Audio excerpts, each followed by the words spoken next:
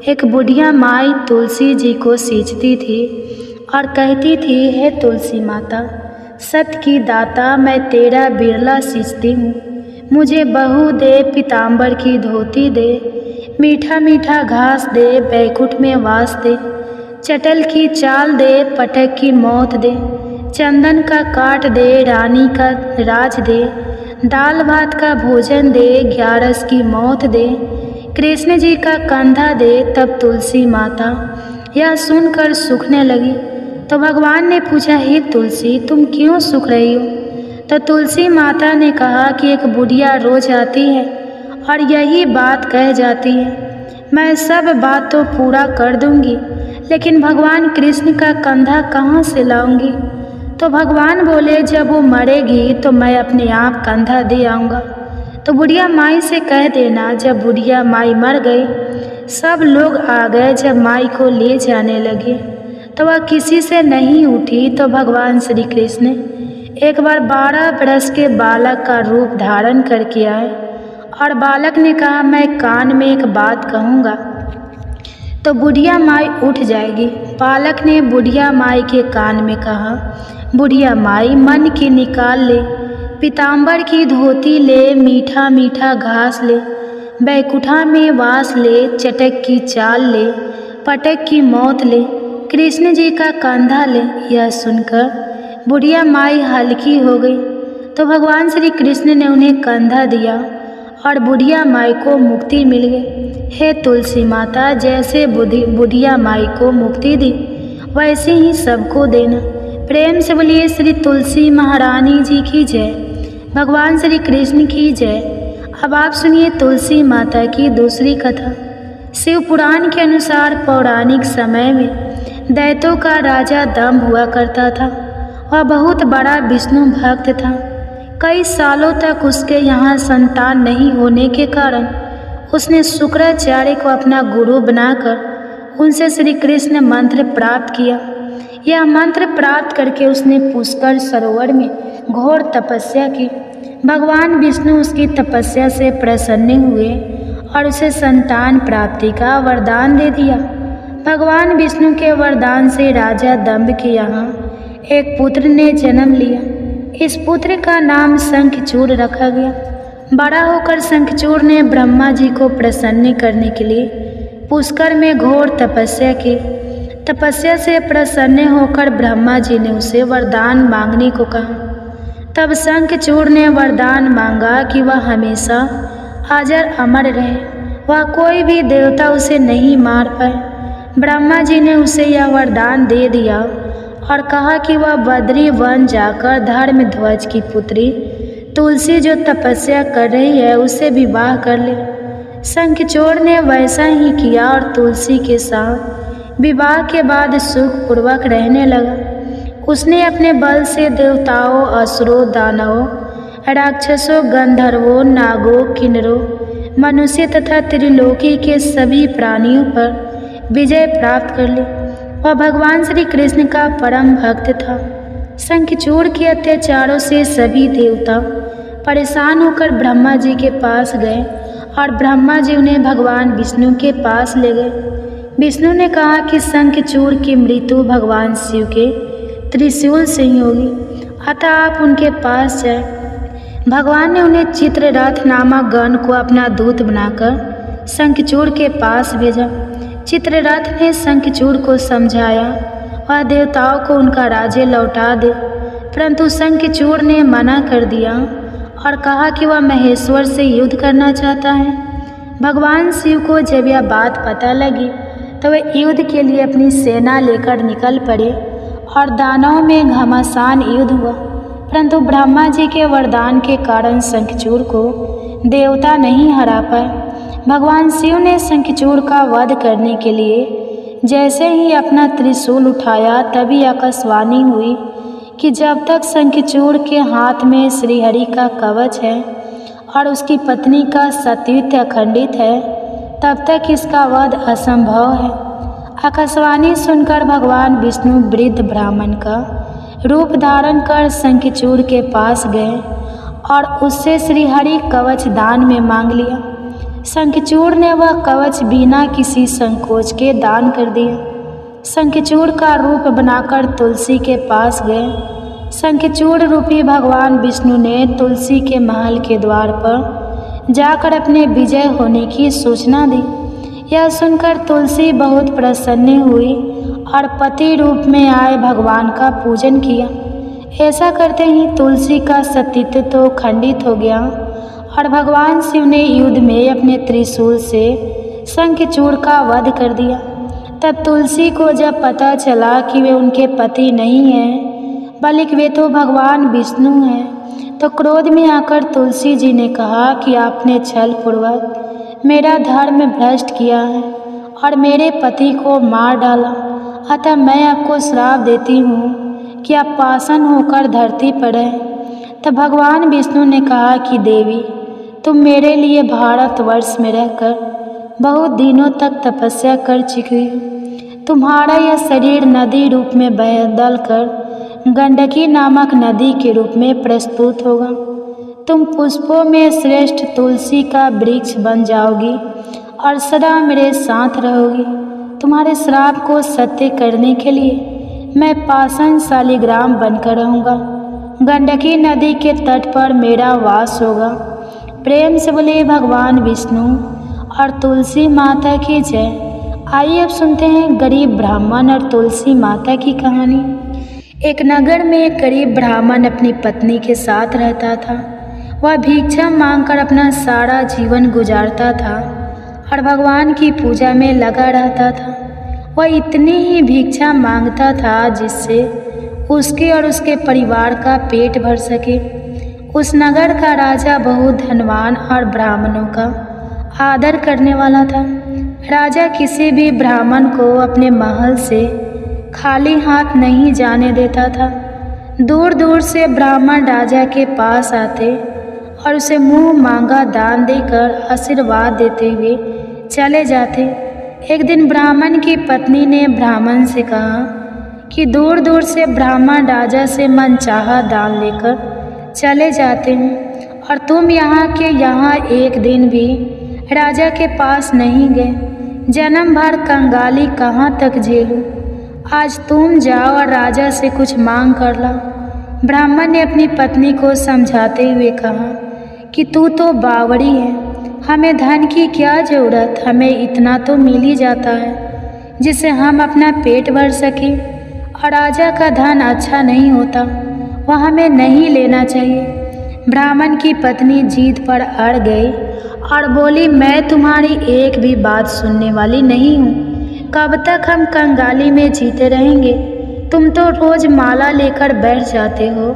अपने बच्चे को क्या खिलाए और क्या पहनाए?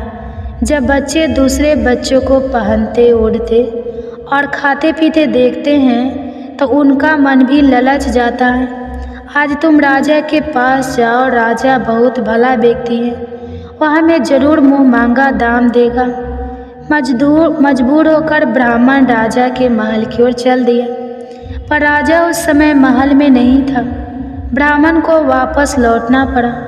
दूसरे दिन ब्राह्मण की पत्नी ने ब्राह्मण को फिर से महल भेजा, परंतु फिर से महल में नहीं मिला राजा।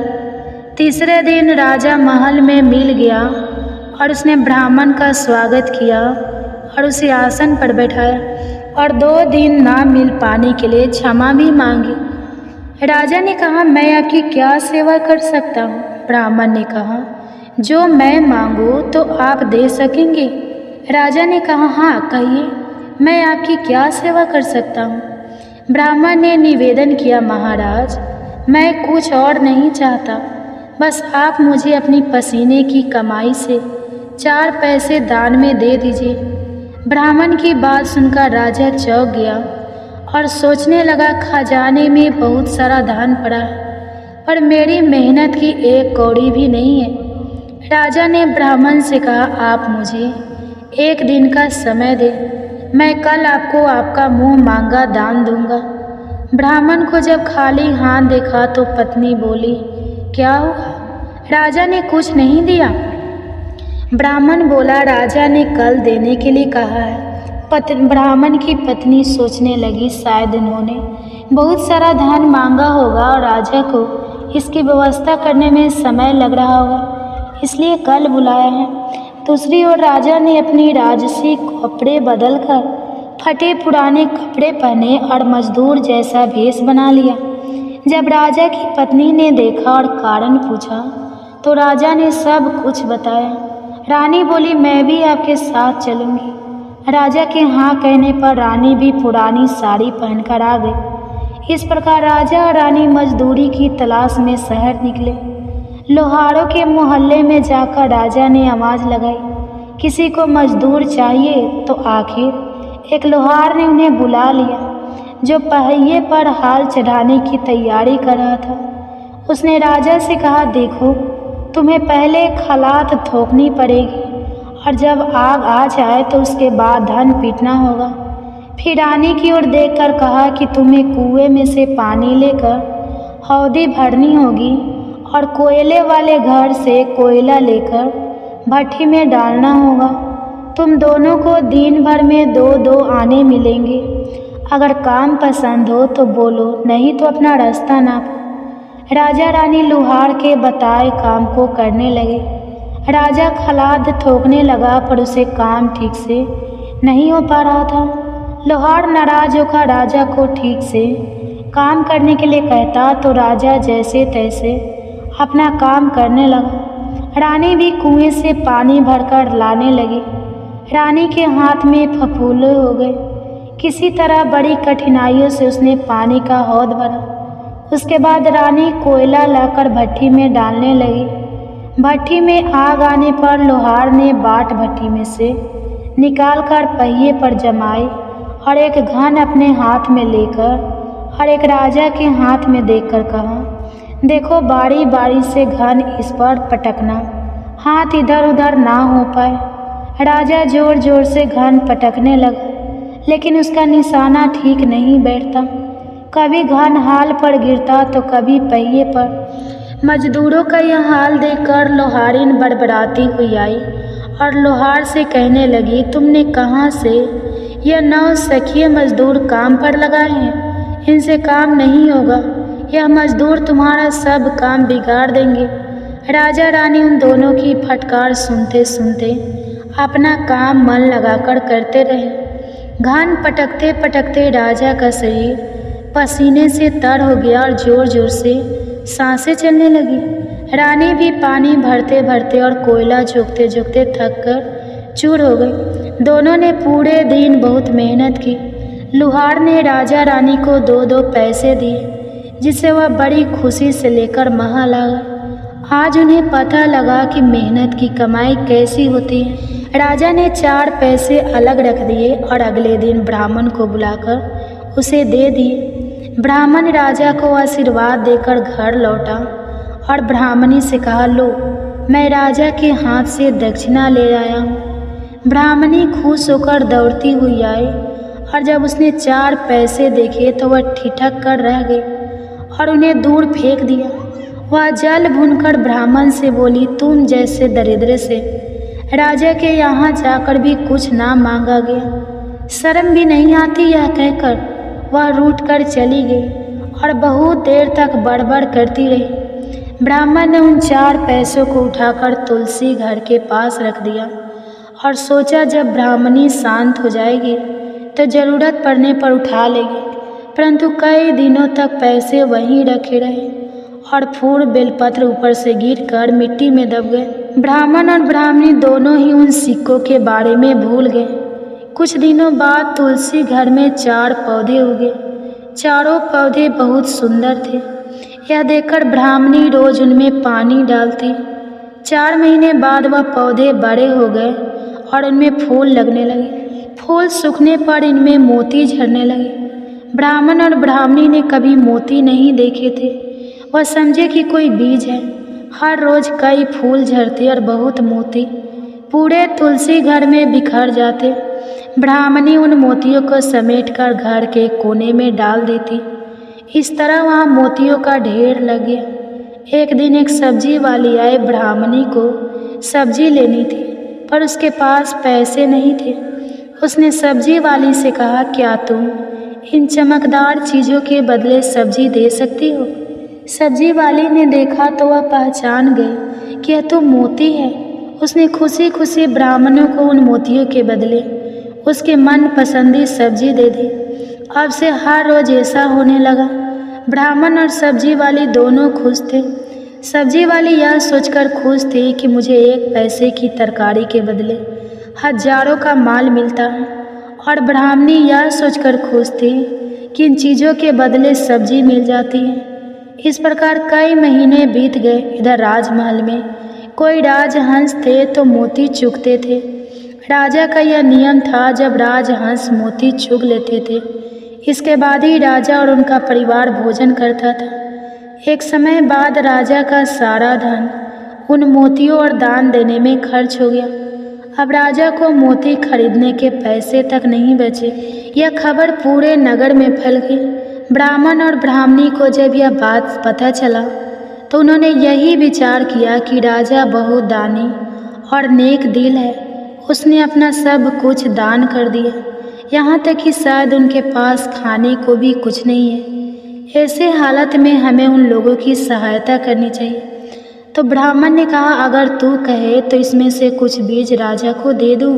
तो ब्राह्मणी कहती है, इससे सब्जी और खाने की चीज़ें मिल जाती है।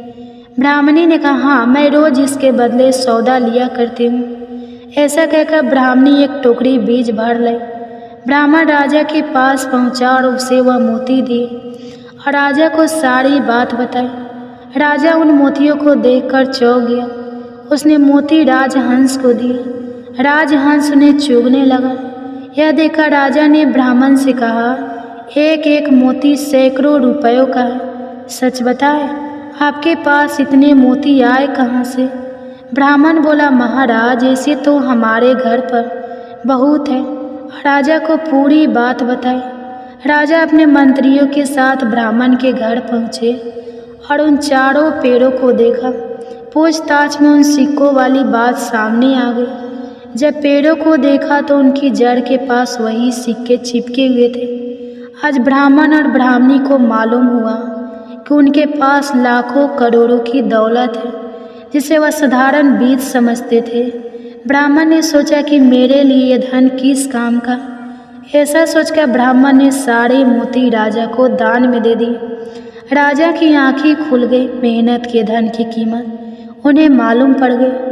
उस दिन राजा ने प्रण कर लिया कि मैं खजाने के पैसों से एक भी पैसा अपने खर्च में नहीं लाऊंगा। अपना खर्च मेहनत करके चलाऊंगा। खजाने और ब्राह्मण के दान से राजा ने जनता के हित में कई धर्म कार्य शुरू किए। तुलसी माता की कथा समाप्त होती है। प्रेम से बोलिए माँ तुलसी जी की जय। आइए अब माता तुलसी की दूसरी कथा को सुनते हैं। इस कथा को सुनने से एकादशी के व्रत का संपूर्ण फल मिल जाता है। किसी समय एक कुटुंब में ननद तथा भाभी साथ साथ रहती थी। ननद का विवाह अभी नहीं हुआ था। वह तुलसी के पौधे की बहुत सेवा किया करती थी, लेकिन उसकी भाभी को यह सब बिल्कुल भी पसंद नहीं था। जब कभी उसकी भाभी को अत्यधिक क्रोध आता तब वह उसे ताना देते हुए कहती, एक बूढ़ी माई थी, कार्तिक मास में तुलसी को जल से सींचा करती थी, और जब वह तुलसी जी को सींचने जाती थी और जब वह तुलसी को सींचती तो माता से कहती है, तुलसी माता, सत की दाता, मैं तेरा बिरवा सींचती हूँ, मुझे बहू दे, पीले रंग की धोती दे, मीठा ग्रास दे, बैकुंठ में वास दे, अच्छी मौत दे, चंदन का काठ दे, अच्छा राज दे, खाने को दाल भात दे, और 11 के दिन कृष्ण का कंधा दे। बूढ़ी माई की यह बात सुनकर तुलसी माता धीरे धीरे सूखने लगी। तुलसी माता को इस प्रकार सूखते देख भगवान ने पूछा, हे तुलसी, तुम दिन प्रतिदिन क्यों सूखती जा रही हो? तब तुलसी माता ने कहा, बस मेरे मन की मत पूछो। प्रभु भगवान कहने लगे, मैं नहीं पूछूंगा तो कौन पूछेगा? तब तुलसी माता कहने लगी, हे कृष्ण, एक बूढ़ी माई आती है और अपनी बात कहकर चली जाती है। मैं उसकी सारी बातें को पूरी कर दूंगी, लेकिन कृष्ण का कंधा कहाँ से लाऊंगी? तब भगवान कृष्ण कहने लगे कि अगर वह मरेगी तो अपने आप ही मैं कंधा देने आ जाऊंगा। तुम बूढ़ी माई से यह बात कह देना। इसके बाद बहुत दिनों के बाद वह बूढ़ी माई मर गई। बूढ़ी माई के मरने पर सारा गांव इकट्ठा हो गया और उनका अंतिम संस्कार आने पर उसे उठाने लगे, लेकिन वह बहुत भारी हो गई, जिससे उनकी अर्थी टस से मस नहीं हुई। सभी बोले, यह तो बहुत संस्कारी थी, बहुत पूजा पाठ करती थी, और यह तो कार्तिक मास में तुलसी जी को भी सींचा करती थी। इसने तो कोई पाप नहीं किया, फिर ये इतनी भारी कैसे हो गई? सभी आपस में चर्चा करने लगे। तभी एक बूढ़े ब्राह्मण के वेश में भगवान कृष्ण वहाँ आए और कहने लगे, अरे भाइयों, यह भीड़ कैसी है? तब गांव वाले बोले कि एक बूढ़ी माई मर गई है और वह इतनी पापनी थी कि उनकी तो अर्थी उठाए नहीं उठ रही, बहुत भारी हो गई है। पूरा जीवन तो उन्होंने बड़ा पूजा पाठ किया। तब भगवान कहने लगे कि मुझे इनके कान में कुछ कह लेने दो, फिर यह उठ जाएंगी। भगवान बूढ़ी माई के पास गए और उनके कान में कहा, माई, तू अपने मन की कर ले, पीताम्बर की धोती ले, मीठा मीठा ग्रास ले, बैकुंठ में वास ले, चटक की चाल ले, चंदन का काठ ले, झालर की झंकार ले, दाल भात को जमीन ले, और ले श्री कृष्ण का कंधा भी ले। भगवान की बातें सुनते ही बूढ़ी माई तो तुरंत हल्की हो गई। तब भगवान स्वयं उन्हें अपने कंधे पर ले गए और इस प्रकार बूढ़ी माई को मुक्ति मिल गई और वह बैकुंठ लोक को चली गई। हे तुलसी माता, जैसे आपने उन बूढ़ी माई की मुक्ति करी, वैसे ही हम सबकी करना। जैसे भगवान ने उन्हें कंधा दिया, वैसा ही हमें भी देना। सभी प्रेम से बोलिए, तुलसी माता की जय, श्री कृष्ण भगवान की जय। अब सुनिए तुलसी माता के पूर्व जन्म की कथा। तुलसी माता से जुड़ी एक कथा बहुत प्रचलित है। श्रीमद् देवी भागवत पुराण में भी इनके अवतरण की दिव्य लीला कथा बताई गई है। एक बार भगवान शिव ने अपने तेज को समुद्र में फेंक दिया। उससे एक महातेजस्वी बालक ने जन्म लिया। यह बालक आगे चलकर जलंधर के नाम से पराक्रमी दैत्य राजा बना और इसकी राजधानी का नाम जलंधर नगरी था। दैत्यराज कालनेमी की कन्या वृंदा का विवाह जलंधर से हुआ। जलंधर महाराज था। अपनी सतह के मध्य से चूर उसने माँ लक्ष्मी जी को पाने की कामना से युद्ध किया, परंतु समुद्र से ही उत्पन्न होने के कारण माता लक्ष्मी ने उसे अपने भाई के रूप में स्वीकार किया। तब देवताओं से युद्ध में पराजित होकर जलंधर देवी पार्वती जी को पाने की लालसा से कैलाश पर्वत पर गया। भगवान देवाधिदेव शिव जी का ही रूप धरकर वह माता पार्वती जी के समीप गया, परंतु माता ने अपने योग बल से उसे तुरंत पहचान लिया और वह वहाँ से अंतर्ध्यान हो गई। तब देवी पार्वती ने क्रोध होकर सारा वृत्तांत भगवान विष्णु को सुनाया। जलंधर की पत्नी वृंदा अत्यंत पतिव्रता स्त्री थी। उसी के पतिव्रत धर्म की शक्ति से जलंधर ना तो मारा जाता था और ना ही पराजित होता था।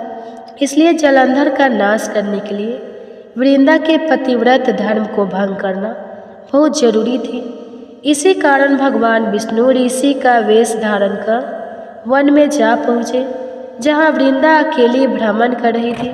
भगवान के साथ दो मायावी राक्षस भी थे, जिन्हें देखकर वृंदा भयभीत हो गई। ऋषि ने वृंदा के सामने क्षण भर में दोनों को भस्म कर दिया।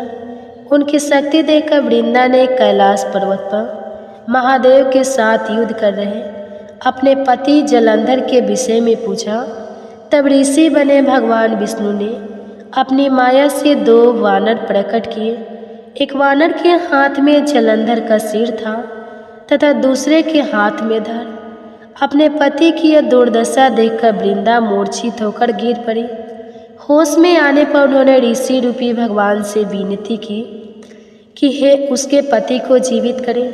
तब भगवान ने अपनी माया से पुनः जलंधर का सिर धड़ से जोड़ दिया, परंतु स्वयं भी वह उसी शरीर में प्रवेश कर गए। वृंदा को इस छल का जरा भी आभास नहीं हुआ और जलंधर बने भगवान के साथ वृंदा पतिव्रता का व्यवहार करने लगी, जिससे उसका सतीत्व भंग हो गया।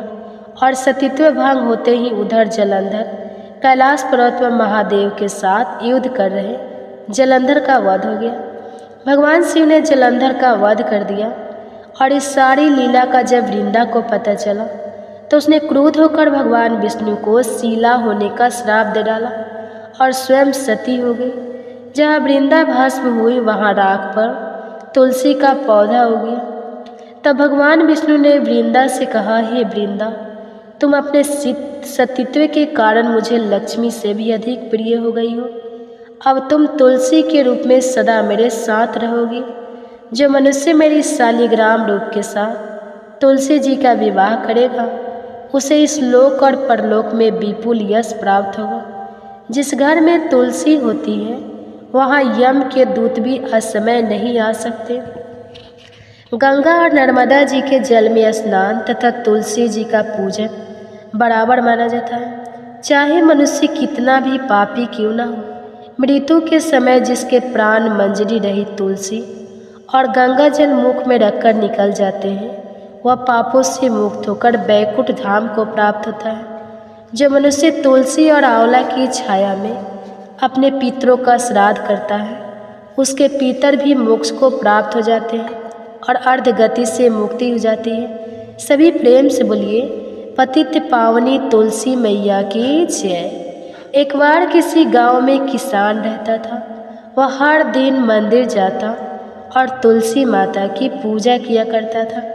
वह तुलसी माता से रोज प्रार्थना करता कि हे तुलसी माता, मेरे आनंद करना। तुलसी माता ने एक दिन सोचा कि यह किसान बहुत सीधा साधा है, एक तो गरीब है, फिर भी हर दिन समय निकालकर मेरी पूजा किया करता है। मैं इसके लिए कुछ न कुछ करना चाहती हूँ। यह सोचकर तुलसी माता ने एक छोटी कन्या का रूप धरा और किसान के रास्ते पर जाकर बैठ गई और फिर उस किसान से कहने लगी कि मैं भी तुम्हारे घर चलना चाहती हूँ, मेरा कोई नहीं है।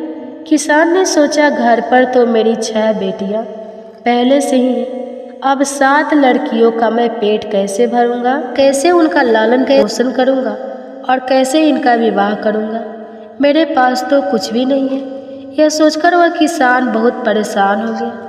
मारे दुख के उसको आजकल कुछ भी अच्छा नहीं लग रहा था, यहाँ तक कि उसको खाना खाने का भी मन नहीं कर रहा था। उसे इस तरह परेशान देखकर उसकी पत्नी बोली कि क्या बात है, आजकल बहुत दुखी रहने लगे हो। तब वह किसान बोला, क्या बताऊँ, मैं मंदिर जाता हूँ, वहाँ पर एक छोटी सी कन्या बैठी हुई है और वह रोज़ कहती है कि मैं भी तुम्हारे घर चलूँगी। अब तुम ही बताओ भला, घर पर तो हमारी 6 बेटियाँ पहले से ही हैं, अब 7वीं को लाकर मैं कैसे उसका पेट भरूंगा, कैसे गुजारा होगा। किसान की पत्नी बोली, अरे इसमें परेशान होने की इतनी क्या बात है, अगर वह आ रही है तो आने दो। जैसे हमारी यह 6 बेटियां रहती हैं वैसी वह भी रह लेगी।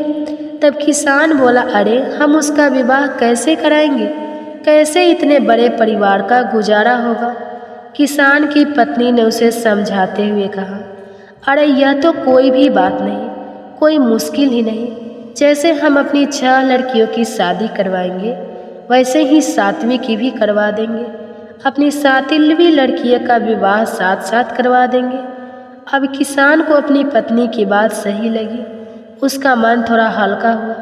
अगले दिन जब वह मंदिर गया तो वह कन्या उसे फिर से मंदिर की सीढ़ियों पर बैठी दिखाई दी और फिर से उसने अपनी बात दोहराई कि मैं आपके घर चलूँ क्या। अब की बार किसान ने ना तो उससे मना किया ना ही कोई बहाना बनाया, बल्कि उसका हाथ पकड़कर कहा, हाँ चल बेटी घर चलो। ऐसा कहकर वह किसान उस छोटी सी कन्या का हाथ पकड़कर अपने घर पर लिवा कर ले आया।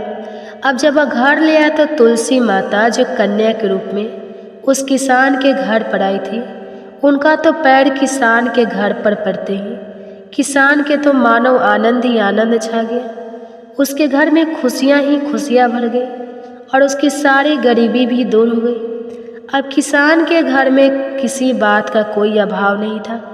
धीरे धीरे समय बीता और किसान की वह सभी कन्याएं विवाह के लायक हो गई। जब वह किसान अपनी बेटिया की शादी के लिए वर ढूंढने के लिए जाने लगा तो सबसे छोटी कन्या ने कहा कि पिताजी मेरे लिए तो शालिग्राम जी के मंदिर में जाकर शालिग्राम जी को ही लेकर आना और उनसे कहना कि वह बारात लेकर आए मुझसे विवाह करने के लिए।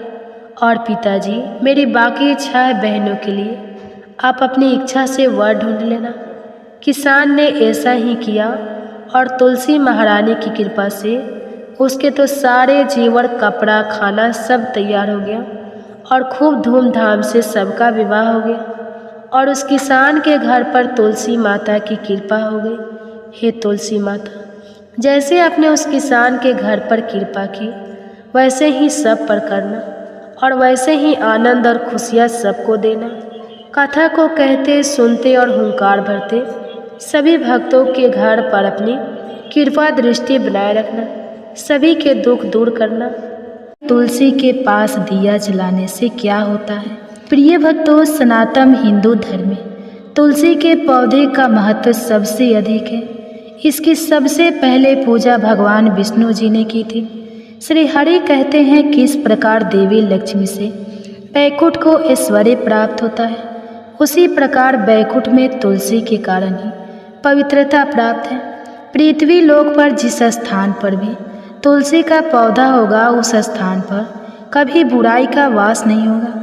ऐसा स्थान सबसे अधिक पवित्र होगा। इसी कारण से हमें हमारे घर में तुलसी का पौधा अवश्य ही लगाना चाहिए। तुलसी के पास दीपक जलाने से क्या होता है, आइए जानते हैं इस प्राचीन महान कथा के माध्यम से जो भगवान श्री कृष्ण ने देवी सत्यभामा को सुनाई। दोस्तों, एक समय की बात है, देवी सत्यभामा भगवान श्री कृष्ण के पास आकर उनसे पूछने लगी, हे स्वामी, आपने मुझे तुलसी के पौधे को जल देने का महात्म सुना दिया है, लेकिन तुलसी के पास दीपक जलाने का क्या महात्म्य है? रोज शाम को तुलसी के पास दीपक क्यों जलाया जाता है? इससे मनुष्य को कौन सा फल प्राप्त होता है? तुलसी के पास दीपक जलाने की विधि क्या है तथा दीपक लगाते समय कौन से मंत्र का उच्चारण करना चाहिए? कृपया आप मुझे विस्तार से बताइए। भगवान श्री कृष्ण कहते हैं, हे देवी, आज तुमने समस्त संसार के कल्याण की भावना से बहुत ही उत्तम प्रश्न किया है। तुम्हारे इस प्रश्न का उत्तर देने से पूर्व मैं तुम्हें एक प्राचीन इतिहास सुनाता हूँ, जिससे तुम्हें तुम्हारे सभी प्रश्नों के उत्तर मिल जाएंगे। शाम को तुलसी के पास दीपक जलाने से जो फल मिलता है उसी का वर्णन मैं इस कथा में करूँगा, इसलिए तुम इस कथा को ध्यान पूर्वक सुनो।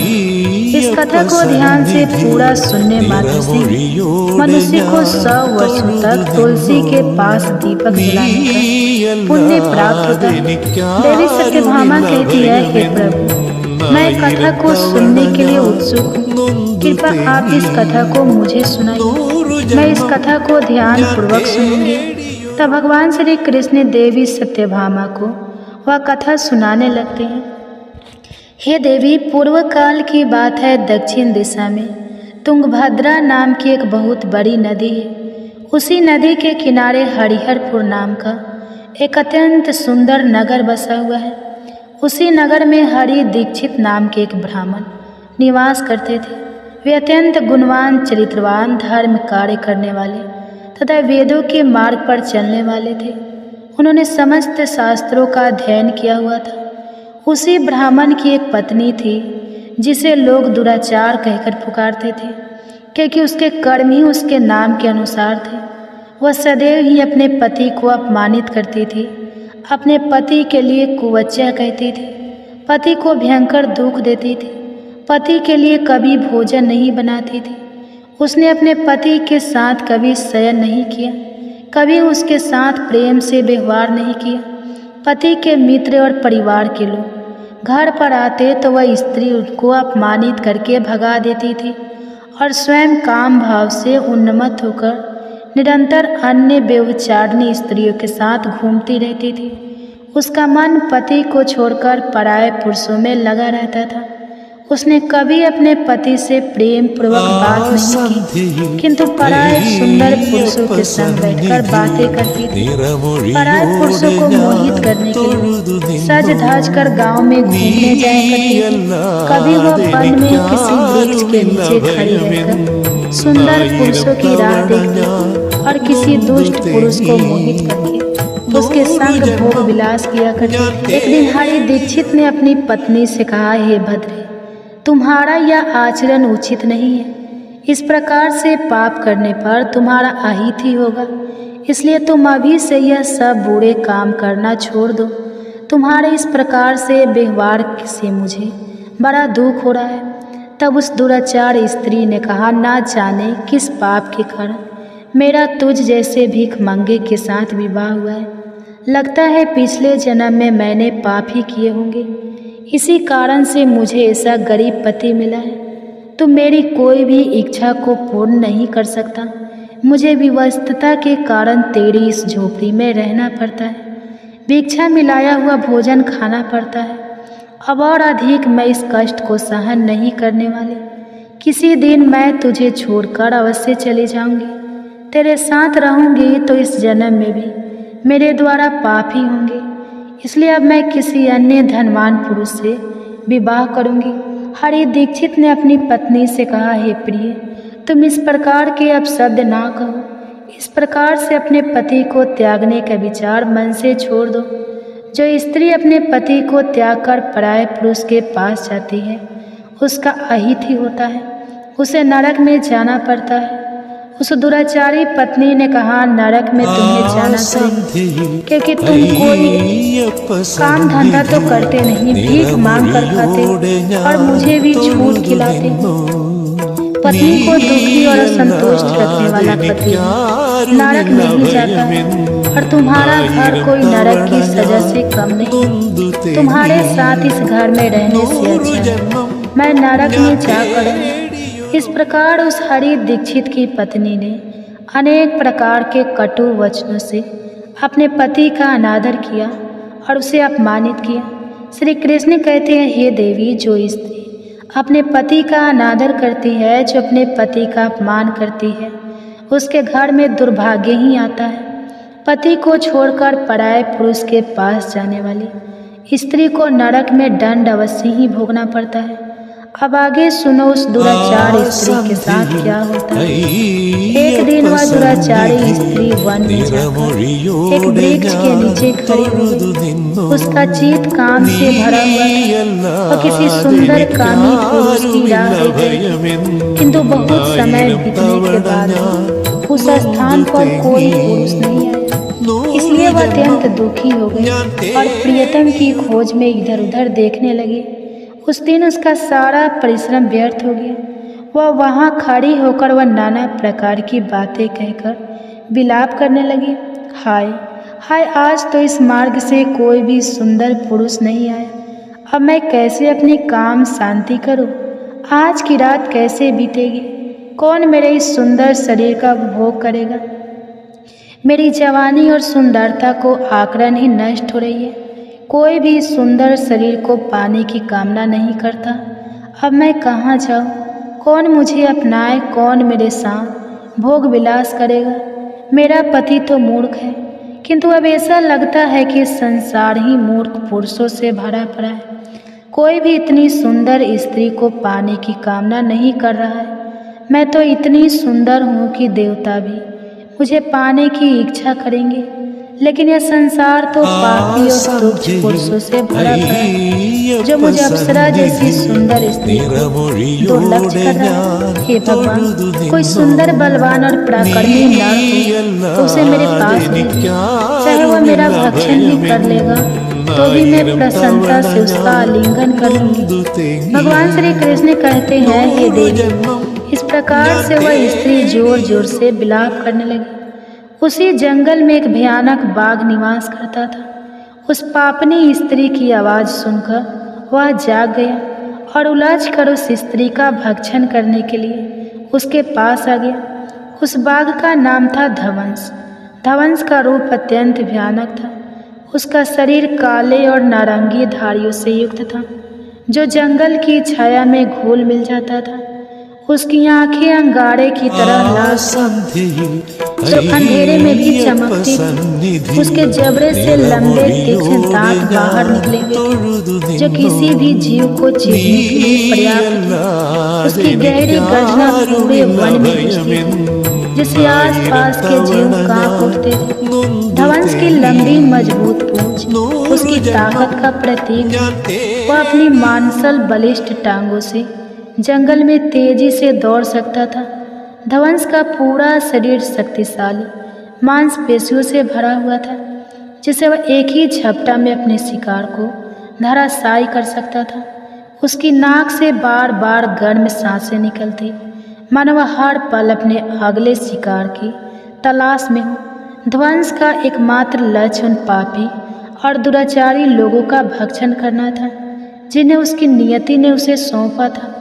उस भयंकर बाघ को अपने सामने खड़ा हुआ देखकर उस स्त्री के पसीने छूटने लगे। वह भय से थर थर काँपने लगी। वह स्त्री कुछ करती इतने में ही उस बाघ ने अपने पंजे से उसे घायल कर दिया और वह स्त्री जमीन पर गिर पड़ी। जमीन पर गिरते ही वह स्त्री चिल्लाते हुए बोली, अरे बाघ, तू किस लिए यहाँ पर आया है? मुझे क्यों मार रहा है? मैं यहाँ पर अपने प्रियतम को खोज रही थी। तू मुझे छोड़ दे।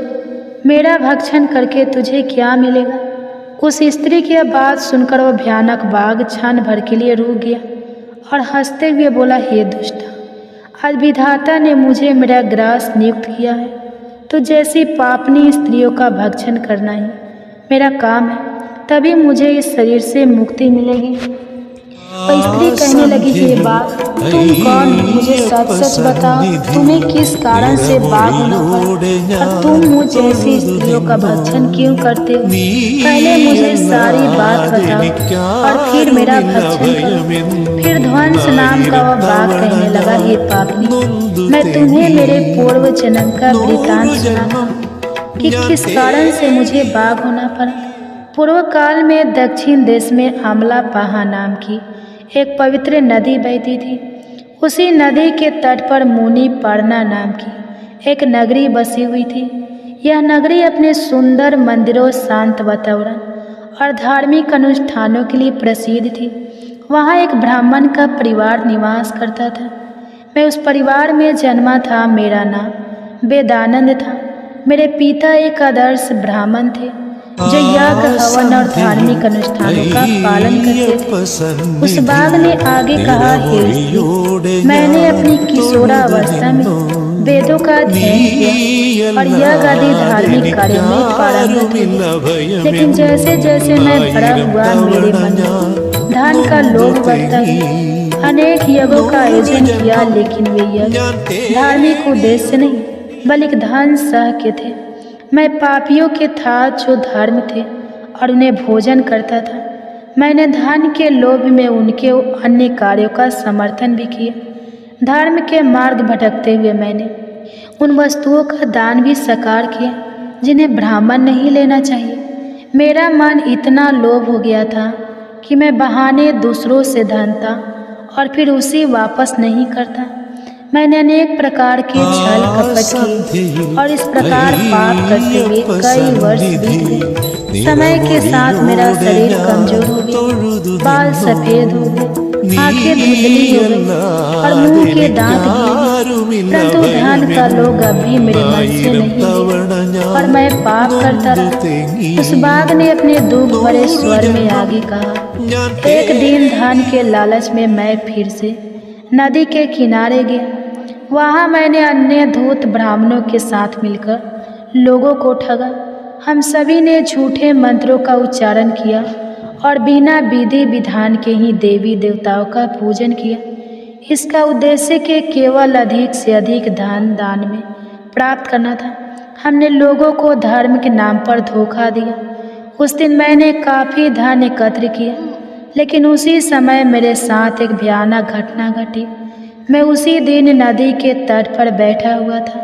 तभी एक बीमार और भटकता हुआ कुत्ता मेरे पास आया। मैंने उसे दुत्कार कर भगा दिया, लेकिन वह क्रोध में आकर मेरे पैर में काट बैठा। मैं मूर्छित होकर वहीं गिर पड़ा। उसी क्षण मेरे प्राण निकल गए। मेरी मृत्यु के बाद यम के दूत प्रकट हुए। वे काले और भयानक रूप वाले थे और उनके हाथों में जंजीर थी। उन्होंने मुझे पकड़ लिया और यमपुरी की ओर ले गए। यमपुरी में मुझे यमराज के सामने खड़ा किया। यमराज ने अपने दिव्य सिंहासन से चित्रगुप्त को आदेश दिया, वे मेरे कर्मों का लेखा जोखा प्रस्तुत करें। चित्रगुप्त ने बड़े ही गंभीर स्वर में कहा, हे धर्मराज, यह ब्राह्मण जिसका नाम वेदानंद था, इसने अपने जीवन में घोर पाप किए। इसने धर्म के नाम पर लोगों को ठगा, झूठे मंत्रों का उच्चारण कर यज्ञ किए और भगवान का अपमान किया। यह धन के लालच में धर्म से दूर हो गया। इसने कभी भी धर्म का पालन नहीं किया, इसलिए यह पापी ब्राह्मण नरक जाने के योग्य है। फिर यमराज ने अपने दूतों को आदेश दिया, इस पापी को नरक की अग्नि में डाल दो, या वहाँ जाकर अपने कर्म का फल भोगे। इसके बाद मुझे नरक की भयंकर अग्नि में डाल दिया गया। वर्षों तक मैंने वहाँ की यंत्रणा सहन की। मेरी आत्मा को भयंकर पीड़ा सहनी पड़ी। अनेक वर्षों की सजा के बाद मेरे पापों के कारण मुझे बाघ का शरीर प्राप्त हुआ और मैं इस दुर्गम वन में निवास करने लगा। ध्वंस ने अपनी कहानी को समाप्त करते हुए कहा, अपने पूर्व जन्म के पापों का प्रायश्चित करते हुए मैंने संकल्प लिया कि मैं कभी भी महात्मा, साधु, पुरुष या सती स्त्रियों का भक्षण नहीं करूंगा। मैं केवल उन पापियों, दुराचार और उलटा स्त्रियों का भक्षण करता हूँ जिन्होंने अपने जीवन में अधर्म के मार्ग पर चलकर दूसरों को दुख दिया है। मुझे विश्वास है कि ऐसा करने से मुझे मेरे पापों से मुक्ति मिलेगी और मैं इस शरीर से जल्दी मुक्त हो जाऊंगा। श्री कृष्ण कहते हैं, हे देवी, इस प्रकार से उस बाघ ने अपने पूर्व जन्म का वृतांत सुना दिया और उस स्त्री से कहने लगा, हे पापनी, तेरे आचरण से तू कुलटा दिखाई पड़ती है। अपने पति को छोड़कर तो इस वन में अन्य पुरुषों के साथ भोग विलास करने के लिए आई, इसलिए आज तू मेरा ग्रास अवश्य बनेगी। इतना कहकर उस बाघ ने अपने तीक्ष्ण नखों से उस पापी स्त्री को मारकर उसे खा लिया और फिर वह बाघ उस स्थान से चला गया। उस स्त्री की मृत्यु के बाद उस स्थान पर यम के 2 दूत प्रकट हुए और उस पापनी स्त्री को उठाकर स्वयं यमपुरी में ले गए। वहाँ पर उसे यमराज के सामने खड़ा किया गया। फिर चित्रगुप्त ने उस स्त्री का लेखा जोखा निकालते हुए यमराज से कहने लगे, हे धर्मराज, यह स्त्री तो अत्यंत पापनी है। इसने घोर पाप किए हैं। इसने व्यभिचार किया है। इसने अपने पति की कभी सेवा नहीं की। अपने पति को भूलकर पराये पुरुषों के संग भोग विलास किया करती थी। उसके पापों को सुनकर यमराज अत्यंत क्रोधित हो और उन्होंने उस स्त्री को अग्नि से भरे हुए कुंडों में डालने का आदेश दिया। यमराज के आदेश को सुनकर वह स्त्री अत्यंत भयभीत हो गई और फिर वह दुराचार स्त्री यमराज से कहने लगी, हे धर्मराज, कृपा मुझे मेरे पापों के लिए क्षमा करें। मैंने यह अनजाने में पाप किए हैं। कृपा मुझे प्रायश्चित का अवसर प्रदान करें। यमराज कहते हैं, हे स्त्री, तुमने जो पाप किए हैं वो निंदनीय है। तुम्हारे पापों के लिए कोई प्रायश्चित नहीं है। जो स्त्री अपने पति का त्याग करती है, अपने पति को छोड़कर पराये पुरुष के संग विहार करती है, उसे निश्चित ही नरक में जाना पड़ता है। इसलिए अब तुम्हें नरक की यातनाएं भोगनी ही पड़ेगी। फिर यमराज ने अपने दूतों से कहा, हे दूतों, इस पापी स्त्री को ले जाओ और इसे भयंकर नरक में डाल दो। यह उसी के योग्य है। फिर यम के दोस्त उस स्त्री को नरक में ले जाते हैं। फिर अनेक वर्षों तक उसे जलते हुए तेल के कुंड में पकाया गया। फिर उसे निकालकर रख नामक नरक में डाल दिया। इस प्रकार से उसे अनेक वर्षों तक अलग अलग नरक में डाला गया। नरक में कष्ट भोगने के बाद वह महापापनी स्त्री पुनः पृथ्वी लोक पर आकर चंडा के रूप में उत्पन्न हुई। चंडाल के घर में जन्म लेकर वह फिर से अनेक पाप करने लगी, व्यभिचार करने लगी, अनेक पापी पुरुषों के संग विहार करने लगी। फिर कुछ समय बाद पूर्व जन्म के पापों के कारण उसे कोढ़ का रोग हो गया और वह भयानक पीड़ा सहन करने लगी। उसका अंग अंग जलने लगा, उसके नेत्रों में पीड़ा होने लगी। इस दुख को सहन करते हुए वह दिन बिताने लगी। फिर एक दिन वह तीर्थ में स्नान करने के उद्देश्य से अंतपुर में चली गई। वहाँ पर वह एक आश्रम के बाहर निवास करने लगी। उस आश्रम में एक तुलसी का पौधा था। अन्य स्त्रियों को वहाँ पर तुलसी के पास दीपक जलाते हुए देखकर उस पापी स्त्री को बड़ा आश्चर्य हुआ। फिर एक दिन वहाँ पर निवास करने वाले एक साधु ने उस स्त्री से पूछा, हे साधु महाराज, यह कौन सा पौधा है और यह स्त्रियाँ इसके नीचे दीपक क्यों जला रही है? तब उस साधु ने कहा, हे कल्याणी, यह अत्यंत पवित्र तुलसी का पौधा है। इसके दर्शन करने मात्र से संकटों का नाश होता है। इस तुलसी को जल देने से देवी देवताओं की कृपा प्राप्त होती है तथा इस पवित्र पौधे के पास दीपक जलाने से समस्त पाप नष्ट होते हैं। उस साधु की बात सुनकर उस स्त्री को बड़ी प्रसन्नता हुई और उसने साधु से कहा, हे साधु महाराज, यदि कोई अत्यंत पापनी स्त्री भी इसके पास दीपक जलाएगी तो उसके पाप नष्ट होंगे क्या? वह साधु कहते हैं, हे पुत्री, यह सत्य है। यदि किसी स्त्री ने घोर पाप भी किए हो तब भी उसके पाप नष्ट होते हैं। उसके सभी जन्मों के पाप भी तुलसी के पास दीपक जलाने से नष्ट होते हैं। किंतु हे पुत्री, तुम कौन हो और किस कारण से यह प्रश्न पूछ रही हो? वह स्त्री कहती है, हे साधु महाराज, मैं महापापनी हूँ। मैंने व्यभिचार किया है तथा अनेक प्रकार के पाप किए हैं। मेरे पापों के कारण ही मेरी ऐसी दुर्दशा हुई है। कृपया मुझे पापों से मुक्ति का उपाय बताइए। साधु कहते हैं, हे पुत्री, अब से तुम नित्य इस तुलसी के पास दीपक जलाओ, तुम्हारे समस्त पाप और दोष समाप्त हो जाएंगे। उस साधु की बात सुनकर उस पापी स्त्री ने भी वही किया। उसने तुलसी के पौधे के पास एक दीपक जला दिया। इस प्रकार से वह स्त्री नित्य उसी स्थान पर तुलसी के पास दीपक जलाने लगी। फिर एक दिन वह स्त्री शाम के समय तुलसी के पास दीपक जलाने लगी तो उसी समय उसकी हृदय फटने से उसकी मृत्यु हो गई और वह वही जमीन पर पड़ी रही।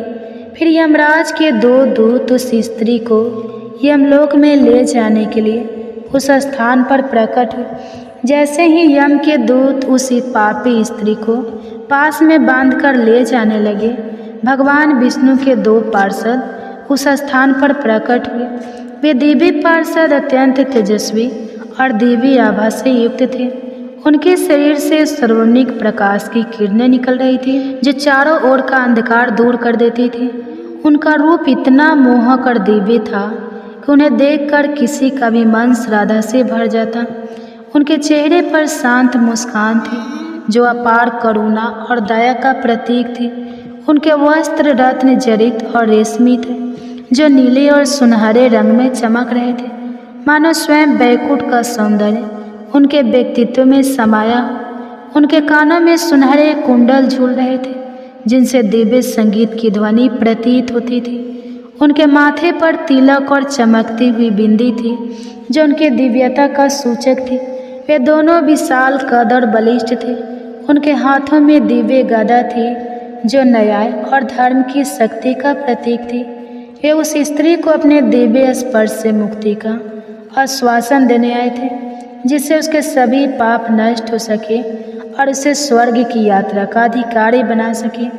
उन पार्षदों ने यमराज के दूतों को रोक लिया और कहने लगे, हे यमदूतों, इस स्त्री को तुम छोड़ दो। यह स्त्री नरक जाने के योग्य नहीं है। तुम इसके आदेश से ऐसा अधर्म कर रहे हो।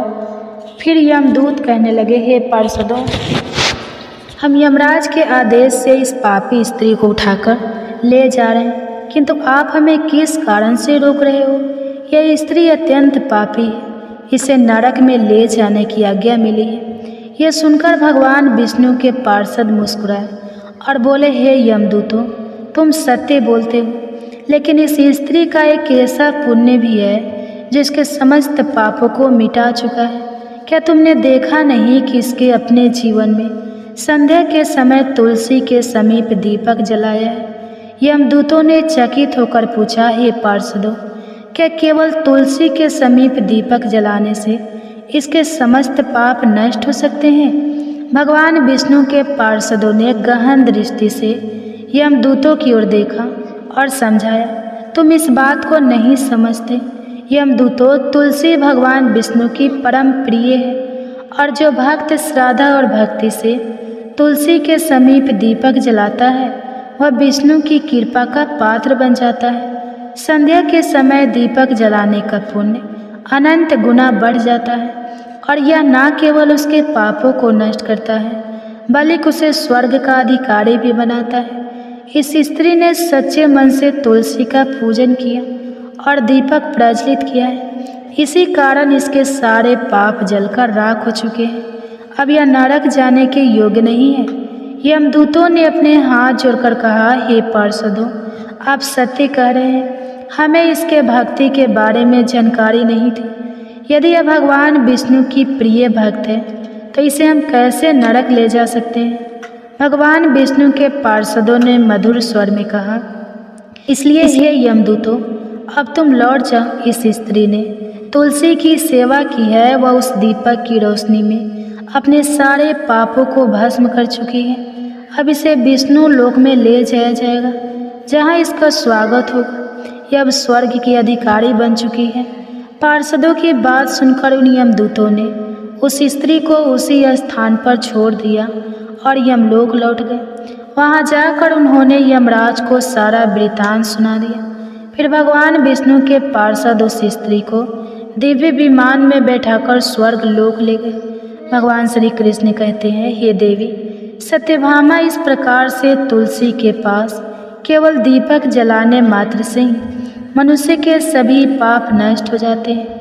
जो स्त्री नित्य शाम को तुलसी के पास दीपक जलाती है वह सौभाग्यशाली बनती है। उसके पूर्व जन्मों के सभी पाप नष्ट हो जाते हैं। उसे सुख समृद्धि की प्राप्ति होती है। रोज तुलसी के पास दीपक जलाते समय इस मंत्र का उच्चारण करना चाहिए। ओम तुलसी देवी च विज्ञाहे विष्णु प्रिया य च धीमहि तन्नो वृंदा प्रचोदयात्। श्री कृष्ण कहते हैं, हजारों अमृत के घड़ों से नहलाने पर भी श्री हरि को उतनी तृप्ति नहीं होती जितनी वे मनुष्य के द्वारा तुलसी का एक पत्ता चढ़ाने से प्राप्त करते हैं। 1000 गौदान से जो फल प्राप्त होता है वही फल तुलसी पत्र के दान से पा लिया जाता है। जो मृत्यु के समय अपने मुख में तुलसी पत्र का जल पा जाता है वह संपूर्ण पापों से मुक्त होकर श्री कृष्ण के धाम जाता है। जब भक्त तुलसी के पास दीपक जलाता है तो उसका प्रकाश में निहित ऊर्जा नकारात्मक शक्तियों को नष्ट करती है और सकारात्मकता का संचार करती है। यह आध्यात्मिकता वातावरण को शुद्ध करता है और घर में देवताओं की कृपा को आकर्षित करता है। दीपक का प्रकाश अज्ञान के अंधकार को दूर करता है और ज्ञान की ज्योति को प्रज्वलित करता है। तुलसी के पास दीपक जलाने से मनुष्य के भीतर शुद्धता और पवित्रता का भाव उत्पन्न होता है, जिससे उसकी भक्ति और ध्यान की शक्ति बढ़ती है। यह मान्यता है कि जब व्यक्ति तुलसी के पास दीपक जलाकर उसकी आरती करता है तो भगवान विष्णु का ध्यान अधिक सरलता से प्राप्त होता है।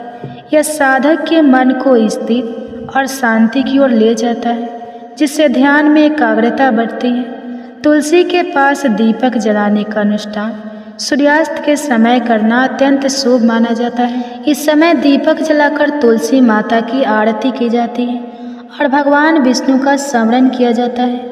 इसे करने से विशेष पुण्य प्राप्त होता है। प्रतिदिन संध्या समय में तुलसी के पास दीपक जलाते समय ओम नमो भगवते वासुदेवाय मंत्र का जाप करना चाहिए। यह मंत्र घर की नकारात्मकता को दूर करता है और भगवान विष्णु की कृपा प्राप्त करता है। तुलसी के पास घी या तिल के तेल का दीपक जलाना शुभ होता है। घी का दीपक अधिक पवित्र माना जाता है, लेकिन यदि संभव ना हो तो तिल के तेल का दीपक भी जलाया जा सकता है।